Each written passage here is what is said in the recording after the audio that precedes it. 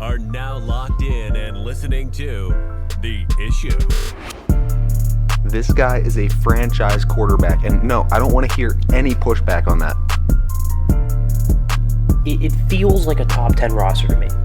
It feels like it can win a championship. This is The Issue. Yo, what's up? We are back. It is The Issue. It is Thursday, December 21st, and we have episode 217 here for you.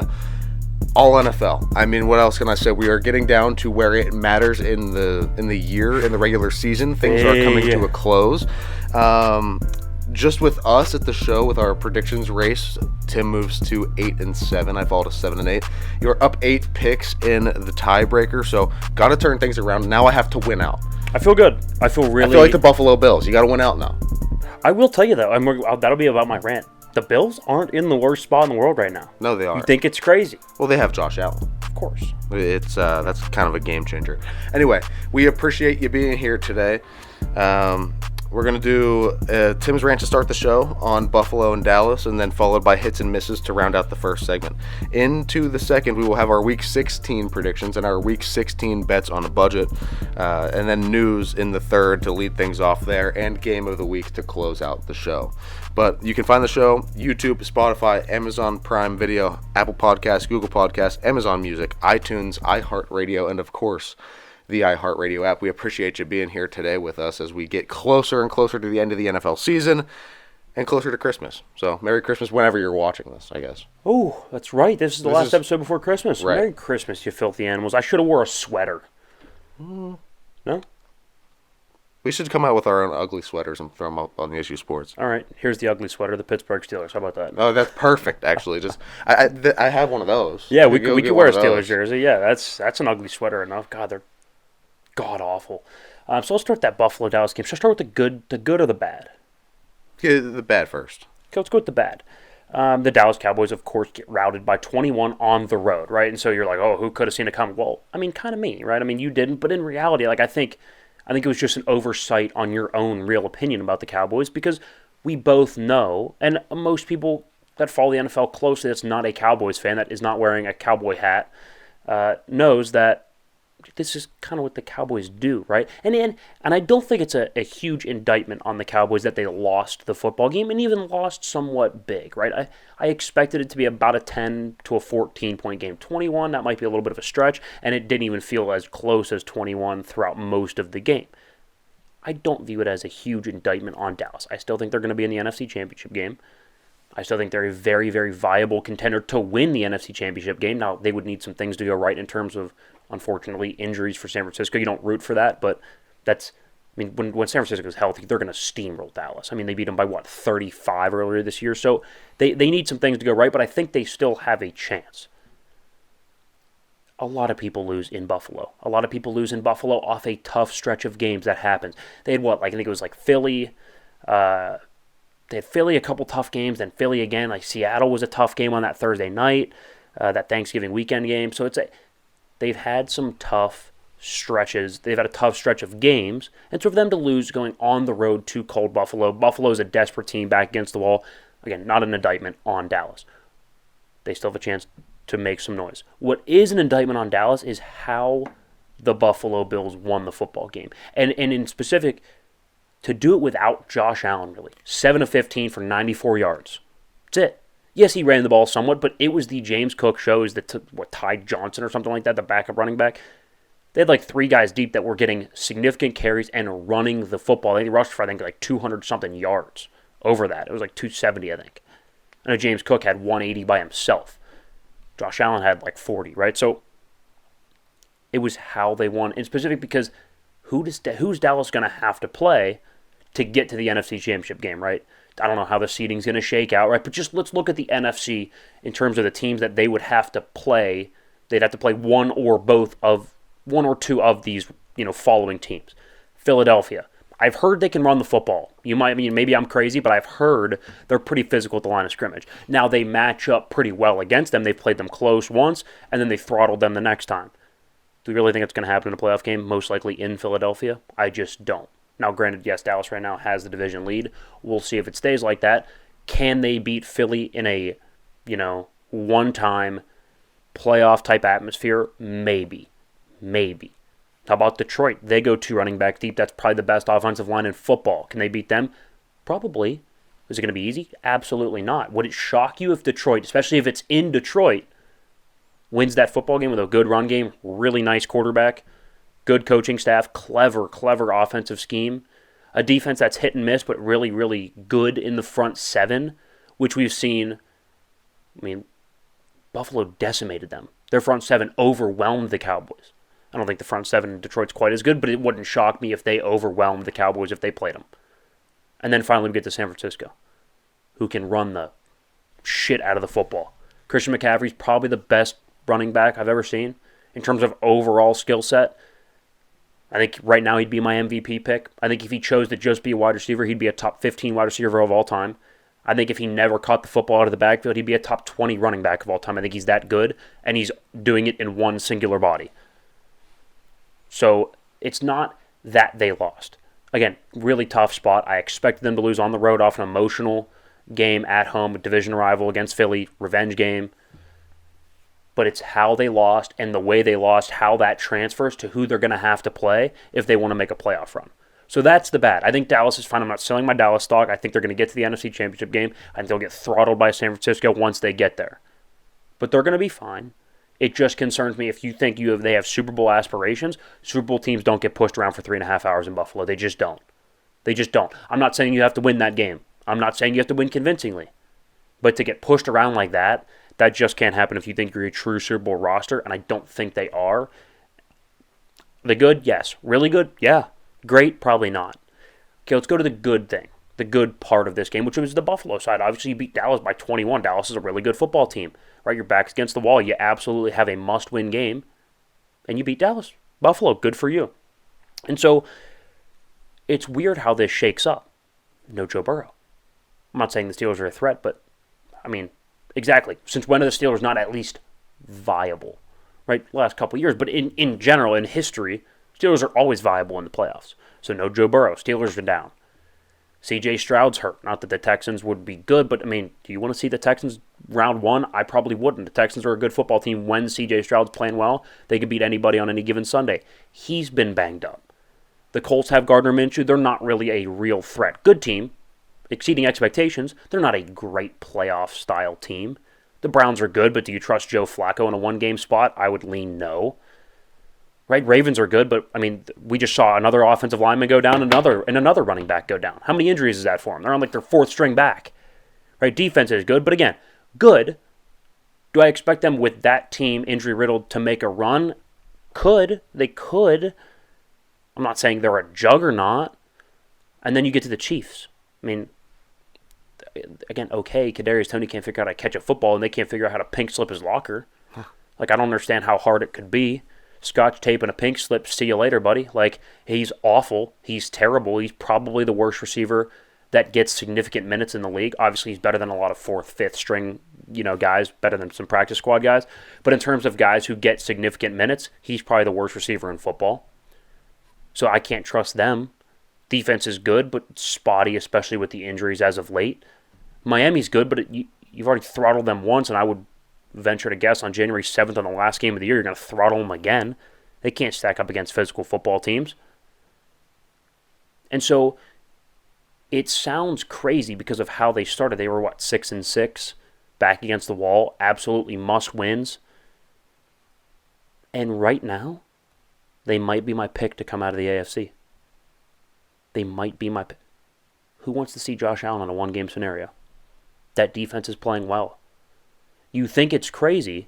Did you see what they did against Dallas? It's one of the best offenses in football. They looked inept. They looked like they couldn't figure out how to move the football. They couldn't pick up first downs, let alone get touchdowns. They didn't score till garbage time. You'd think it's crazy, but in a year where we viewed this AFC coming in as this juggernaut, this really good at the top, Burrow and Mahomes, and Tua is going to be really good, and you look and you're like, I don't know. Is Buffalo peaking at the right? Is Buffalo the Washington Nationals of 2019 when they won that with one? Is that the team that this is? Maybe. That national team was 19-31 at one point, right? And they turned it around. is Buffalo peaking at the right time? They might be my pick to come out. If I had to pick somebody right now to come out of the AFC, I think it'd be Buffalo.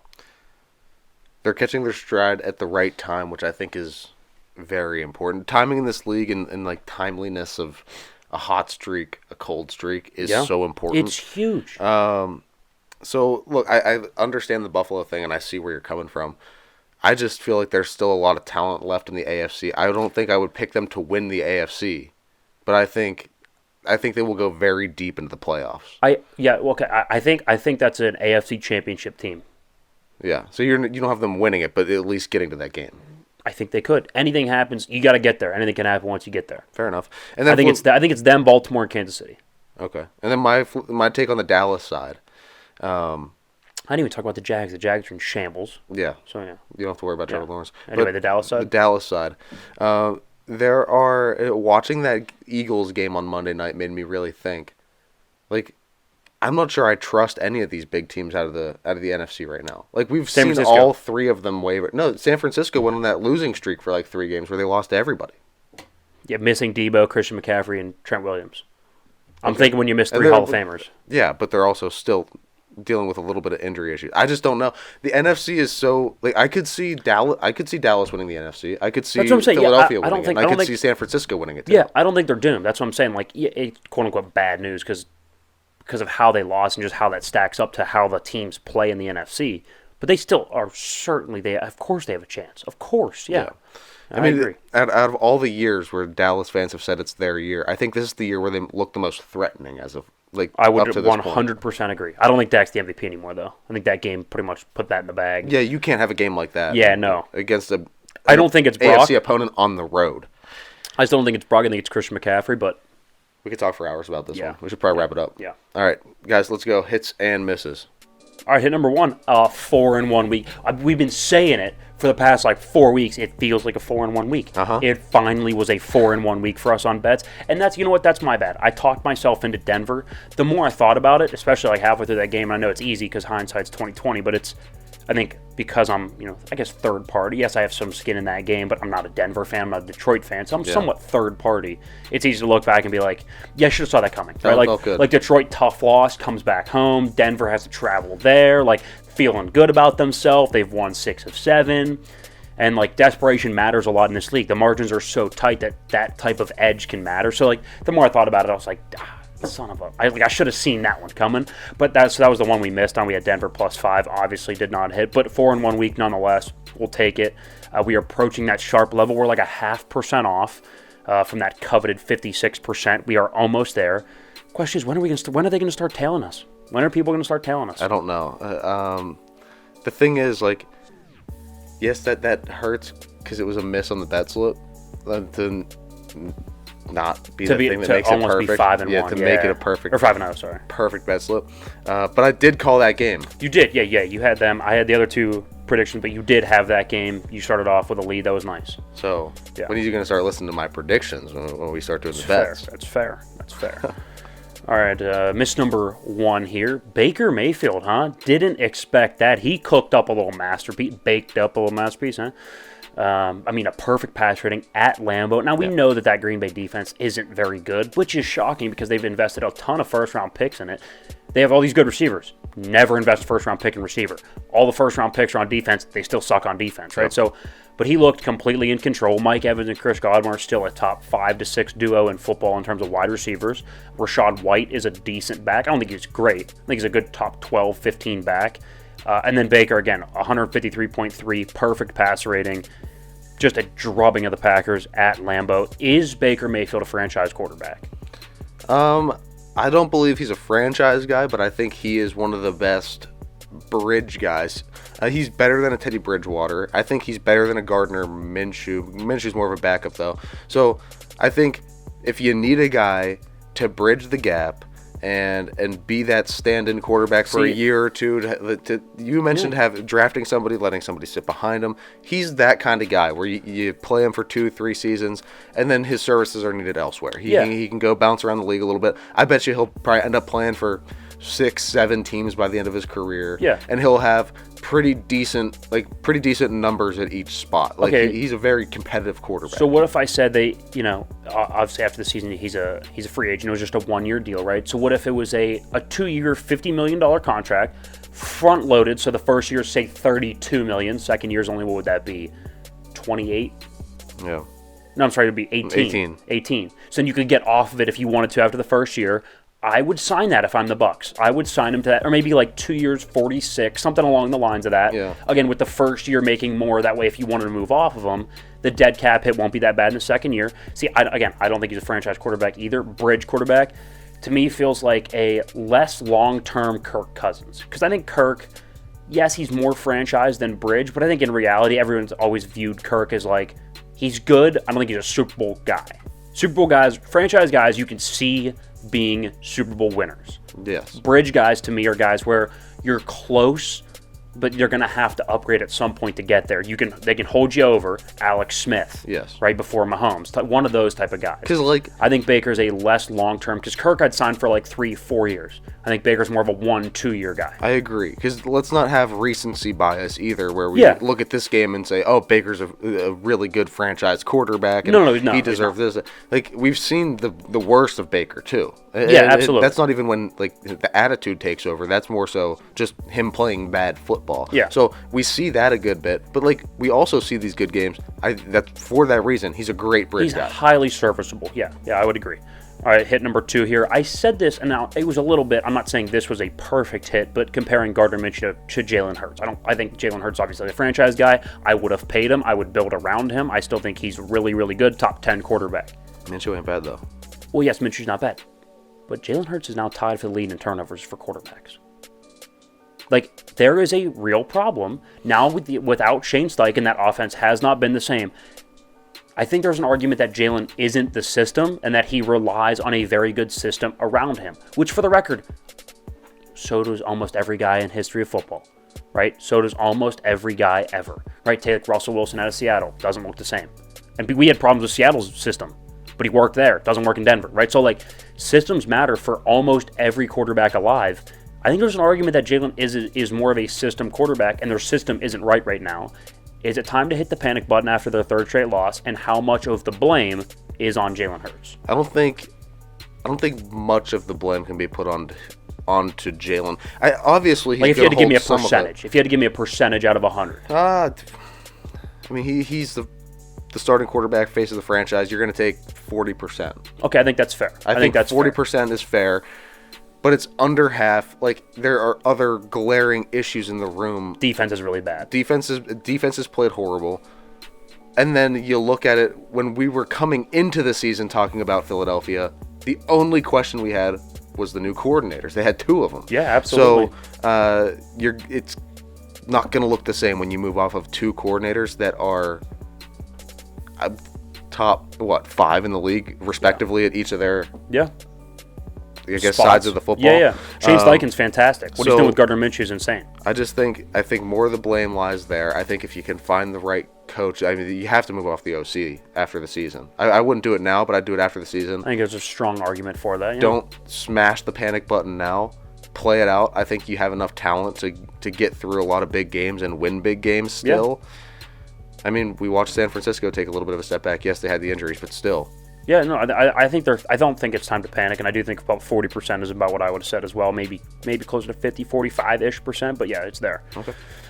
Miss number 2 here. We had the Steelers as a fringe playoff team. Well, they suck. They're terrible. Now 3 straight losses, 2 to awful teams in Arizona and New England. Steelers now find themselves on the outside looking in at 7-7, with a lot of teams now moving to 8-6, even 9-5 that they were competing against in that wild card race. What's the next move for Pittsburgh? I would say don't put Kenny back in if he can. If he's healthy and you're going to play him next year, don't put him back in. Don't. Just keep Mason Rudolph. Let's see how he does. Finish out the season. Lose some games and get a good draft pick. I could not agree more. Go draft offensive linemen. It's horrible. If you could open up some more lanes for Najee and Jalen Warren, I think you could have something next year when in some semblance of a run game. But that starts with offensive line pieces. And for the love of God, you got to protect Kenny or whoever you're going to have starting a quarterback. I personally don't think it should be Kenny, but I know the Steelers. They're gonna ride with Pickett until the very end of his rookie contract. Of course. So I would say, in the meantime, at least do what you can for him. Build an offensive line, get a run game going. But I think it starts with just playing out the rest of the season. Don't force them back in. These aren't games you need to win. You're not making the playoffs, and even if you did, you're not winning the first round of the playoffs. You're getting bounced in the wild card. To me, it starts with Tomlin. I would fire Tomlin. I'd put a plaque up in the stadium. I'd name something after him. And I'd say, thank you for your services. All these teams are, you listen to national media, they're like, everybody would line up for Tomlin. Well, where are the teams? Line up. Well, I'm taking calls. Line up. Give me a first-round pick. Who wants it? Give me a first-round pick for him. You could have him, right? So, to me, it starts with Tomlin, and I would, of course, draft another quarterback. I don't think Kenny's the guy. So, that would be my next step. Let's go ahead, hit number 3 here. I said last week, I said it on Sobet, I've said it on social medias. 12 of the current 14 playoff teams now have an offensive head coach, and one of them is a special teams coach. We have one defensive coach, and it's Todd Bowles. They lead an awful division. There is a trend. Should teams look to hire an offensive coach in the future? Yes. Thank you. Yes. I don't understand how this is an argument. I could not agree more. I think that's kind of what hurts Tomlin's market, too. Like, is he a great motivator? Yes. Has he proven to be a very, very competent NFL head coach? Yes. Is he a defensive head coach? Yes, and that's the problem. You know where I think he'd work really, really well? Not San Diego, LA, the Chargers. Yeah. I think they need a culture guy. I think they need a guy that's a big, profound guy in the room to switch it around a little bit. And he has his quarterback. And he would have the quarterback. And you have a very bright offensive young mind. And they don't have a lot of holes. They could give you a first-round pick for him. It's interesting. Yeah. All right. Miss number 3 here. I didn't see the Browns being 9-5 and a playoff spot all but secured with Joe Flacco starting games and playing well. And I think this all goes back to Kevin Stefanski, and it goes back to hit number 3 here.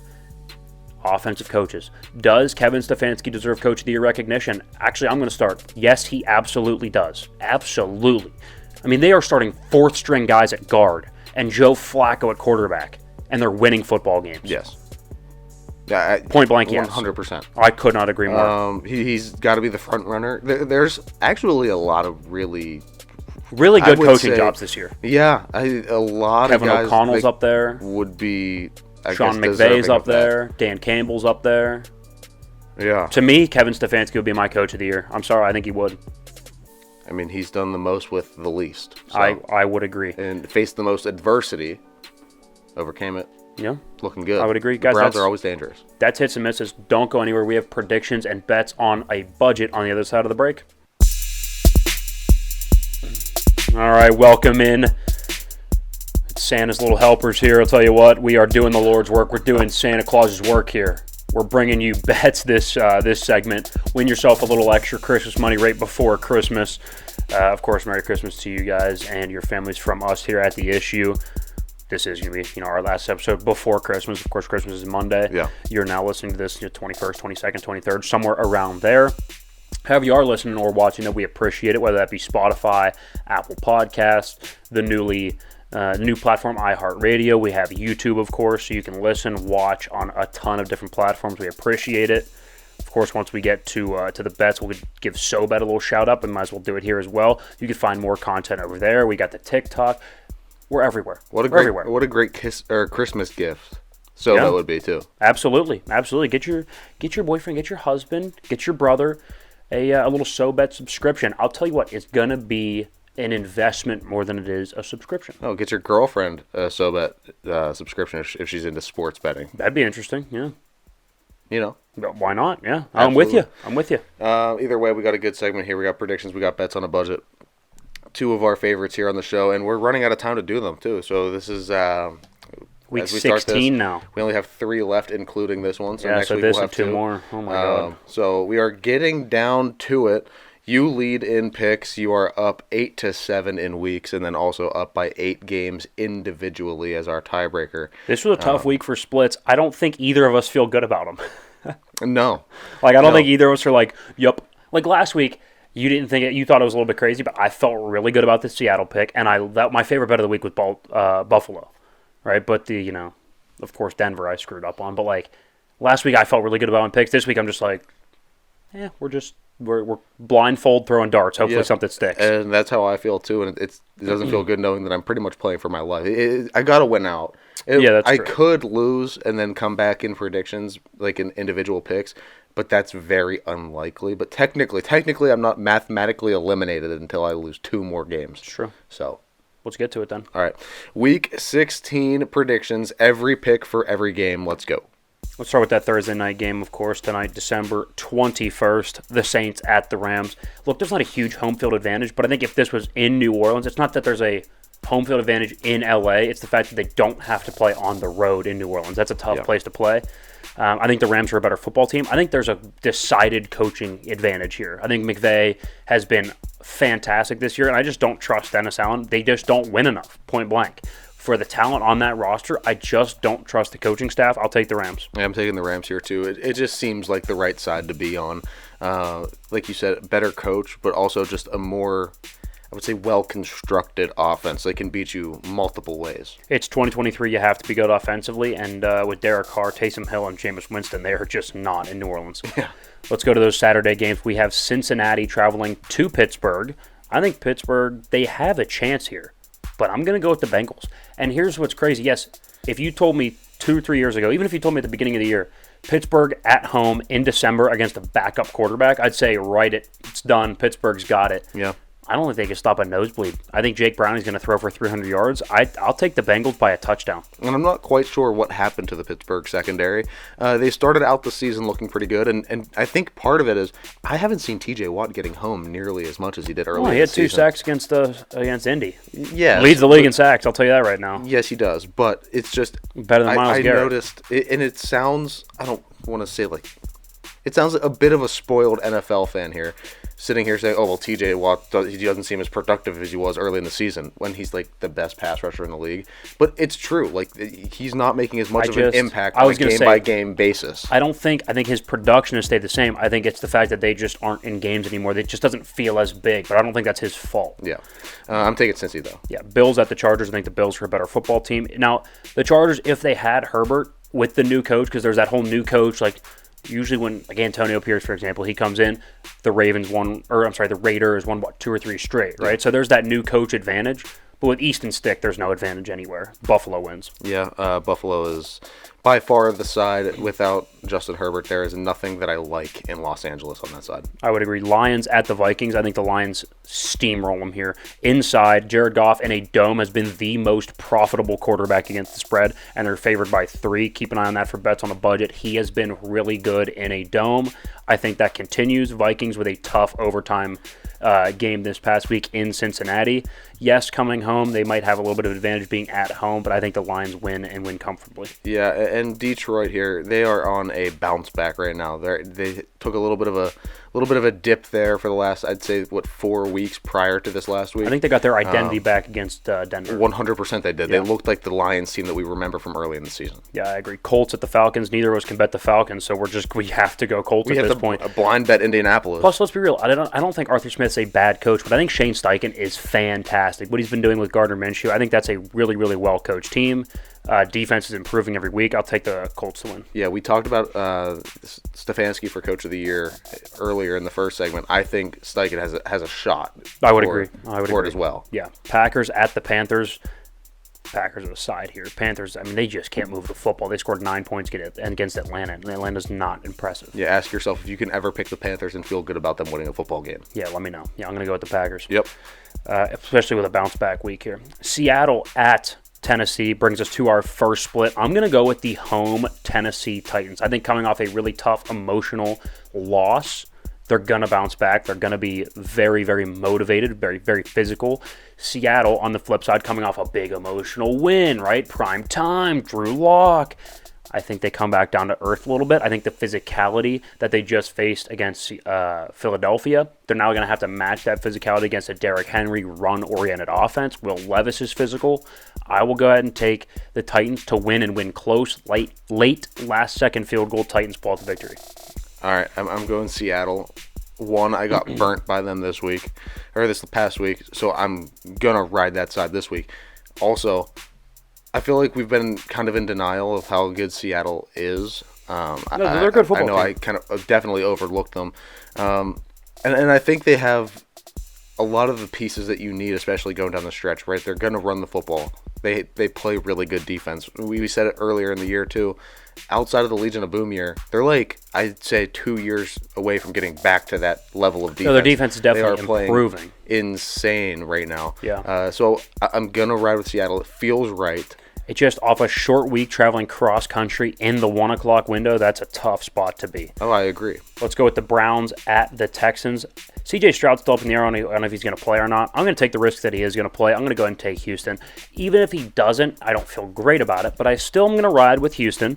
They have a competent backup in Case Keenum. Not great. Of course he's not great. Competent. I think Joe Flacco, you got the whole experience last week. 3 picks, down big, and then they start coming back, right? So I think at some point you play with fire too much, you keep throwing interceptions, you're going to get burnt. DeMeco Ryans is a fantastic defensive mind.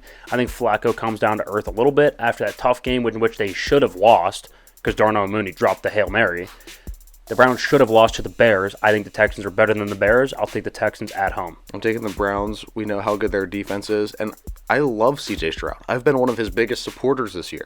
Yeah, you liked him over Bryce Young. But at the end of the day, I don't like the fact of somebody coming out of concussion protocol, if he does play, coming out of concussion protocol, hello, that's Myles Garrett lined up across from you. And he's a scrub. I see there being some problems there, possibly. I love the Cleveland defense, and I think Joe Flacco has enough experience at this point in the season playing this style of football. I think the Browns win. Commanders at the Jets. This is a line that neither of us get. The Jets are favored by 3. I think Washington's the side here. I think they win outright. I really like Washington in this game. Yeah. Sam Howell, a little bit of a bounce back. Who knows? Maybe they start Jacoby Brissett. But either way, it's going to be a bounce back game for Washington. Ron Rivera's coaching for his life.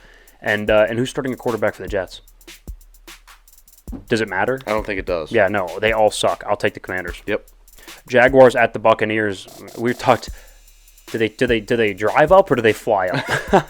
Or do they walk? They didn't have a golf cart for Trevor Lawrence, so maybe they're going to drive up in a school bus, big yellow school bus. Either way, I'll take the Jags. I think the Buccaneers, they're a little bit inflated right now, given the really, really good win at Lambeau. It's a good win. I'm not trying to take anything away from them. It's the recency bias. Jacksonville's devalued. Tampa Bay's overvalued. I'll take Jacksonville to win. Yeah, Jacksonville, the weapons. You got Trevor Lawrence. Like, come on. Look. Yeah. Trevor Lawrence or Baker Mayfield. It comes down to picking the better quarterback here. Who you gonna pick? go Trevor. Exactly. Yeah.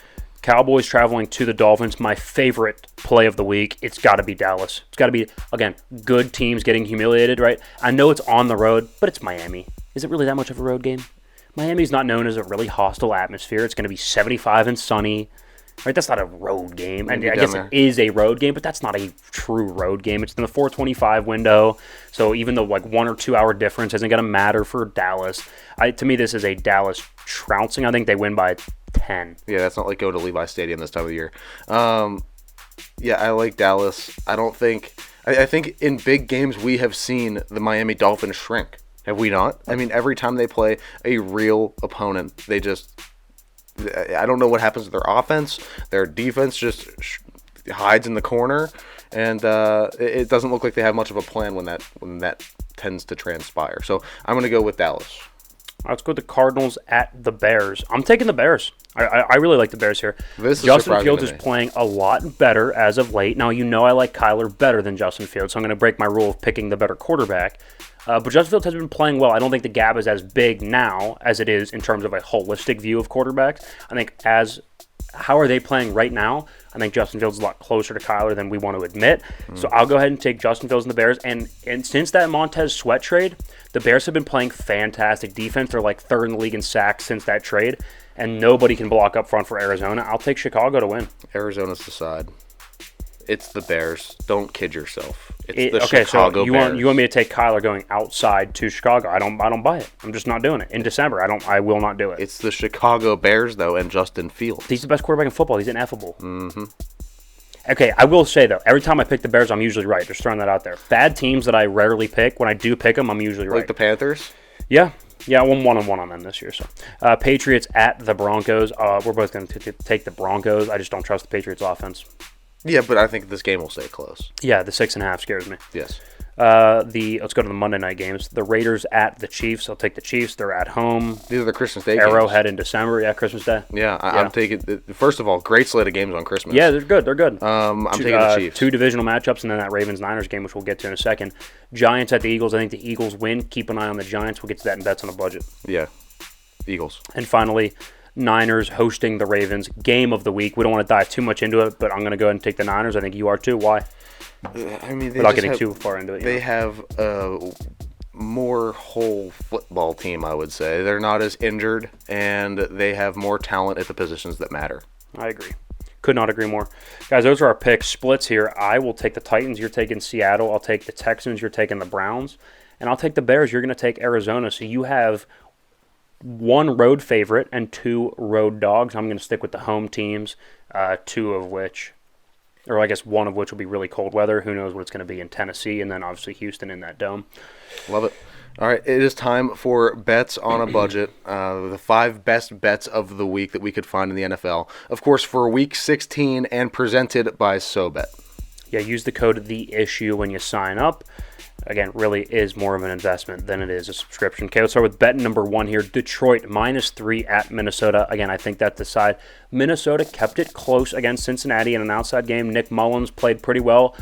But if you actually paid attention and watched that game, he made some bonehead plays, throwing the ball to some bad spots. I think Detroit's a much better team. I think they got, that meme, I think I got my swagger back. I think they got their identity back. They're going to run the football. And Jared Goff, since 2020, has been the most profitable quarterback against the spread in a dome, whether that be road or home. They're in a dome in Minnesota. I will ride with Detroit -3. Yeah, this is 100% the side that you have to be on here. You can't bet against the Lions, especially with a team that is this fundamentally sound. They don't take many penalties. They play the game the right way, and there's on the bounce back. So any team that is coming out to prove themselves every week, I like that team. Detroit here is the play. I would agree. Let's go with bet number 2. Washington +3 at the New York Jets. We actually have 3 straight underdogs, and I would like them all outright. Yeah, I don't understand how this line even came into existence. So take a look at the money lines if that's something you're interested in. But we, of course, only give spreads. So I will go Washington +3 at the Jets. I think they're a better football team, if we're being quite honest. I know the Jets' defense has been good. I think they're starting to quit on the season a little bit. To give up 30 to a Tyreek List Miami team is bad, especially when you have 2 good corners, a good front 7. It seems to me like they're quitting on the season a little bit. And Washington, not that they are fighting for playoffs, but I still think they have a little bit more fight in them. I think the defense is improving. They showed a little bit of fight at the end of that Rams game. I think Washington's a better team, and I think they sneak out a win in New York. I just don't understand where the points towards New York are coming from, because how can you be favored by 3 when you didn't even score? When nobody knows the name of your freaking starting quarterback. Well, you didn't even score last game. How can you be favored when you can't score? I don't get it. You can't win 0 to -3. I don't understand. And the most important position on the football field, you're awful at. You're atrocious at. Is the biggest question mark on your team. That makes no sense to me. Washington, please bet them. Yep. Jacksonville +1 at Tampa Bay. Obviously, being a +1, it's a pick'em game. So I would go ahead and take Jacksonville on the money line. I don't know what that value is, but Jacksonville +1 at Tampa Bay. Again, I think Jacksonville is undervalued because they've lost a couple straight. Tampa Bay's overvalued because Baker with that perfect passer rating. I just don't think those trends are something that I think those are more anomalies than they are trends. Yeah, they don't stick around. I think the Jags are a better football team. I think they're better coached. I think in 2023 in an offensive league, I think they have a better coaching staff. I'll go ahead and take the Jags. Yeah, Jags here. I'm not a big fan of Tampa. They surprised everybody. Don't let recency bias fool you. Don't look too deeply into Tampa and think that they are, by any means, a really good football team. They are not. No, they'll sneak in because of the bad division, but I don't think they're a good team. No. Let's go number 4, Dallas +1.5 at Miami. I think I might tease this up to like Dallas -7, or 6.5. I think Dallas wins by a touchdown or more. Again, How is Miami doing against really good physical football teams? They shrivel. Not good. Dallas, we shrivel. know Dallas is physical. We know Dallas is going to be coming with some revenge. That's my favorite bet of the week. I can't believe they're underdogs. I am hammering Dallas. They should be favored. I will take Dallas plus 1.5. I also like Dak way more than Tua at this point, I too. could not agree more. I think he's way more, and it sounds weird. It's going to sound weird. Dak is way more consistent up until this point. Yeah, 100%. He And is 100%. He adds more. Like, even though he had the leg injury, yes, he can still move a little bit. He'd slow down a step or two, but he does more with his legs even still than Tua has ever done with his legs.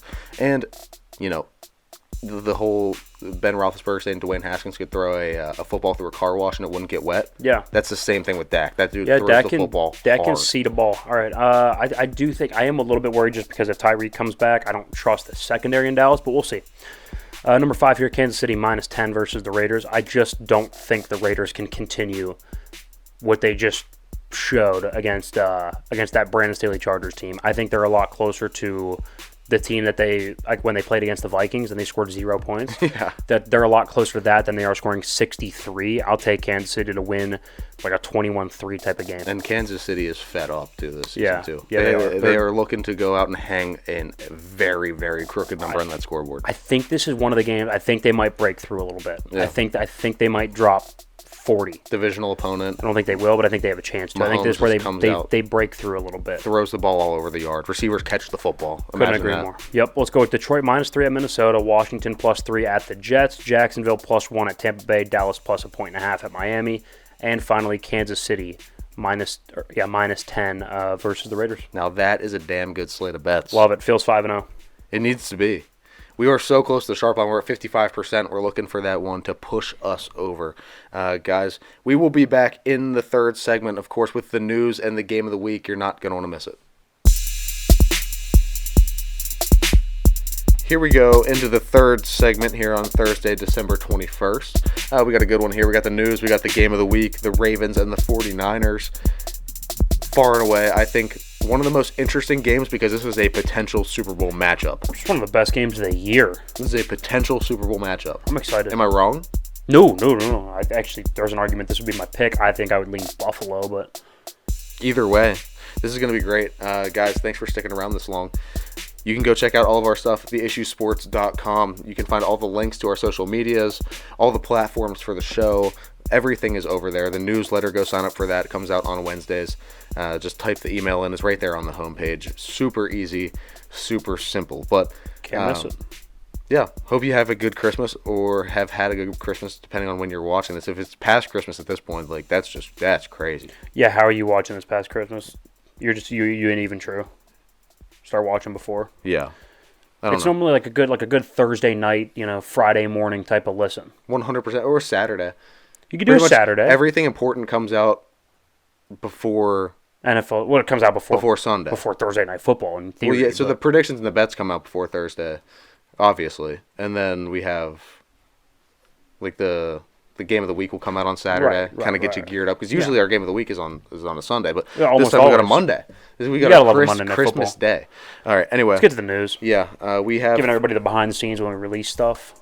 Just go check it out for yourself. Let's go with the news here, huh? What you all came for. Story number 1 here.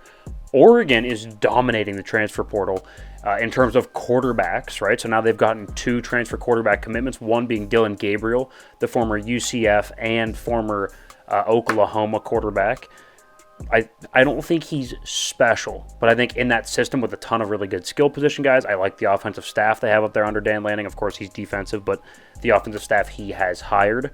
So I think he'll be probably in the running for a Heisman. He'll probably be top 10 preseason. He'll probably finish closer to 5 than 10. They'll be very good next year. But I actually think the more interesting of the transfers, and there's an argument that he should even start year 1, would be Dante Moore, the transfer from UCLA.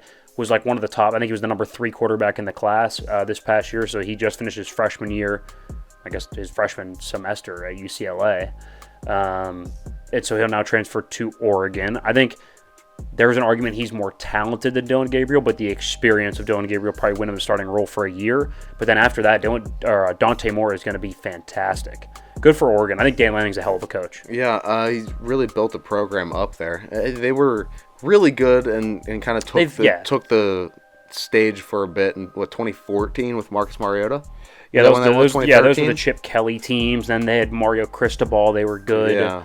But I think Dan Lanning, they feel like they've elevated to a different level. Yeah, where they're going to be competing for national I championships. feel like they're more consistent. Like I feel like I know what I'm getting with Oregon every year. They've been kind of up and down in the past, decade or two.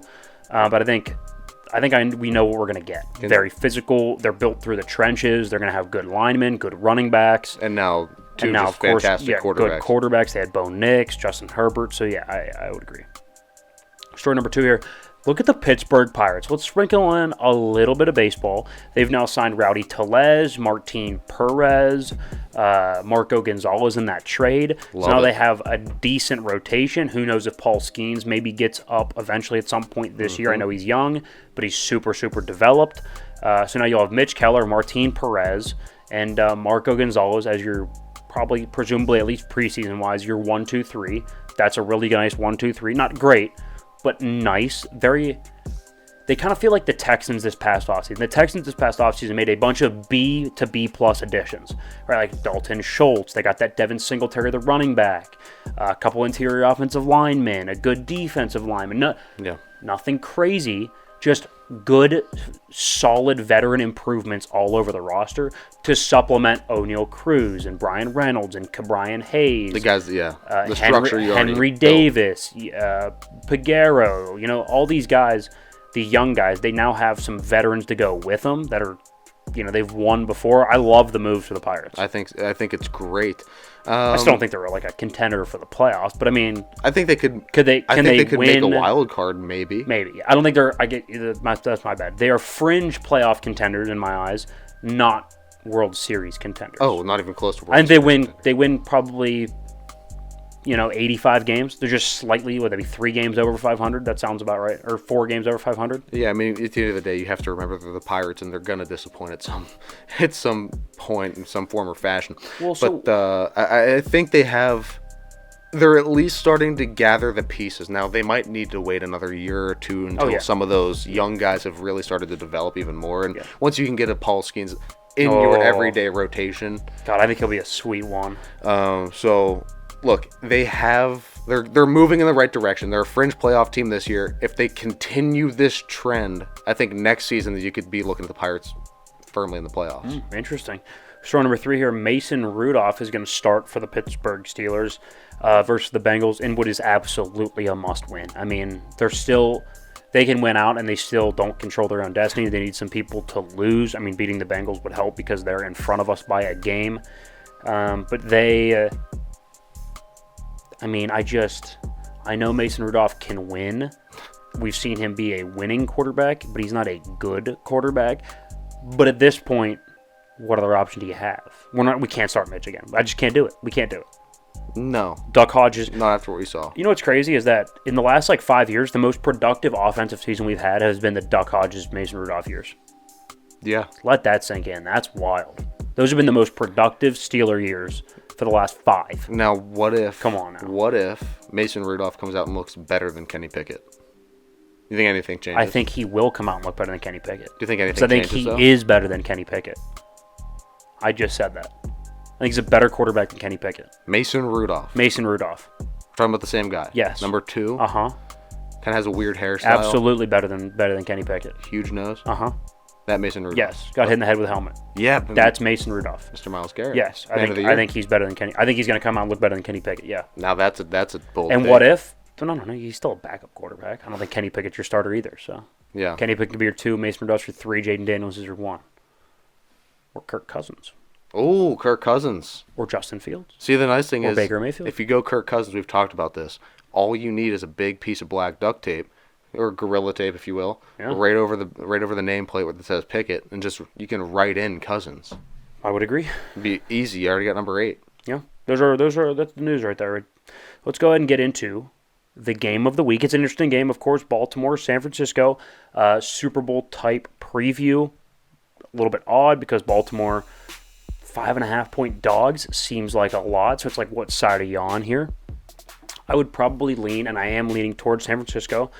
They've just been more consistent. At the end of the day, I trust consistency more than anything. I think at both at their peaks, I think it's a really, really close game. I just think San Francisco plays at their peak more often than Baltimore. Let's go and get into the keys to victory.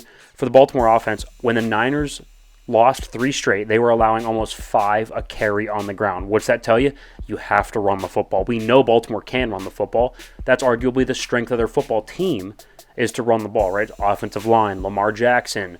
They usually run like 3 or 4 backs deep, fresh legs out there. So they're going to be able to run the ball. For Baltimore, that's what you have to do if you want to win. Yeah, 100% agree. You're not going to beat this team through the air, really. Like solely it will. I would say it will be off play action. Take your shots. Be wise with the ball through the air. Right, but you're not getting to any of that without establishing a run game. That's first and foremost. And Lamar's a lot better from the pocket than what people want to give him credit for, but not as a pure drop back. We don't have a good run game. Everybody in the world knows I'm going to throw. Also, on the Baltimore offense side, I just have to add this: Lamar, hold on to the football. He's been fumbling a lot. Yeah, every time he pulls the ball and starts to run, I get nervous for him. Yeah, Trevor Lawrence when he just dropped the ball. Yeah, I did. That was rough.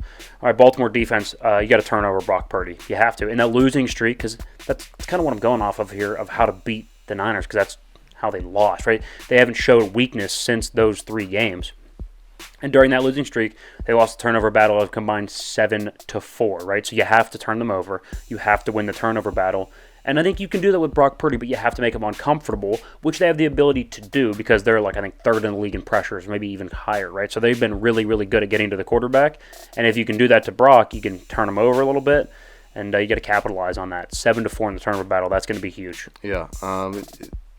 You have to force good teams to make mistakes. I mean, it's really tough to beat a team like San Francisco if they're playing sound football. Right. I know a lot of people think it's lucky when good teams have a bunch get a bunch of turnovers, where it's no, they force those because they're so good, because they speed you up, because they make you uncomfortable. That's why good teams feel lucky. You know what I mean? Yeah.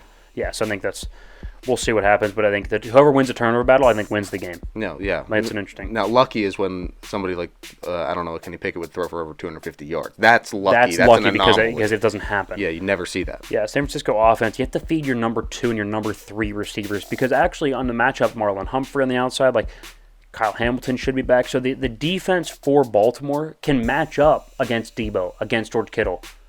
I don't think they match up against Brandon Ayuk. I don't think they match up against that Jawan Jennings, right? So the number 2, the number 3 receivers are going to have a decided advantage because the depth of the secondary of Baltimore is poor.